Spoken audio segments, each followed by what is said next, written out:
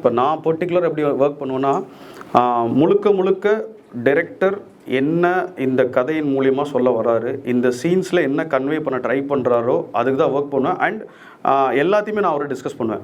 ஏன்னா என்ன மாதிரியான ஷார்ட் ஒரு லைக் பேசிக் என்னென்னா, ஃபஸ்ட்டு ஃபில்மோட மூடு என்ன மாதிரி மூட் செட் பண்ண போகிறோம், என்ன பேலட்டில் போக போகிறோம், எந்த கலர்ஸ் அவாய்ட் பண்ண போகிறோம், எந்த கலர்ஸ் நம்ம யூஸ் பண்ண போகிறோம், ஸோ என்ன கன்வே பண்ண போகிறோன்னு சொல்லிட்டு அந்த கலர் தியரியில் ஒரு பேசிக்காக அவர்கிட்ட டிஸ்கஸ் பண்ணிடுவோம். தென் அதுக்கப்புறம் பார்த்தீங்கன்னா ரெக்கி போவோம். ரெக்கி போகையிலே வந்துட்டு லைக் என்ன மாதிரியான கான்ட்ராஸ்ட் ரேஷியோவில் போக போகிறோம், ஸோ நம்ம இங்கே எவ்வளோ என்ன கான்ட்ராஸ்ட்டில் ஷூட் பண்ண போகிறோம், இங்கே அதே மாதிரி வந்து என்ன கலர்ஸ் இங்கே பர்டிகுலர் அவாய்ட் பண்ண போகிறோம் அப்படின்றத நம்ம டிஸ்கஸ் பண்ணிடுவோம். அண்டு நம்ம அவர் கூட சேர்ந்து என்ன பண்ணணும்னா ஒரு லுக் போர்டு ஒன்று ரெடி பண்ணுவோம், ஒரு மூட் போர்டுன்னு சொல்லிட்டு ரெடி பண்ணுவோம். ஸோ அதிலே பார்த்தோம்னா இப்போ சில ரெஃபரன்ஸ் அவர் கொடுப்பாங்க, நம்ம கேட்போம். அவங்க மைண்டில் வந்துட்டு இப்போ ஒரு கதை, இப்போ ஒரு ஒரு ஸ்கிரிப்ட் கொடுத்தோம்னா ஸ்கிரிப்ட் படிச்சுட்டு நம்ம ஃபீட்பேக் எல்லாமே நம்ம சொல்லுவோம். ஸோ அதுக்கப்புறம் மெயினாக அவங்க ஃபீட்பேக்ஸ் தான் எடுத்துப்போம். ஏன்னா அவங்க இதை விஷுவலாக எப்படி ப்ரெசென்ட் பண்ண ட்ரை பண்ணுறாங்கன்றது ரொம்ப முக்கியம்.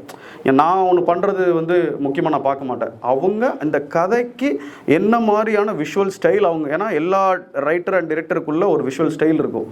ஸோ அதை மேக்ஸிமம் அவங்க எதிர்பார்க்குற மாதிரி அந்த எமோஷன்ஸை கன்வே பண்ணுற மாதிரி அவங்க கூட ரொம்ப அதிகமாக டிஸ்கஷன் பண்ணி தான் நான் ஒர்க் பண்ணுவேன்.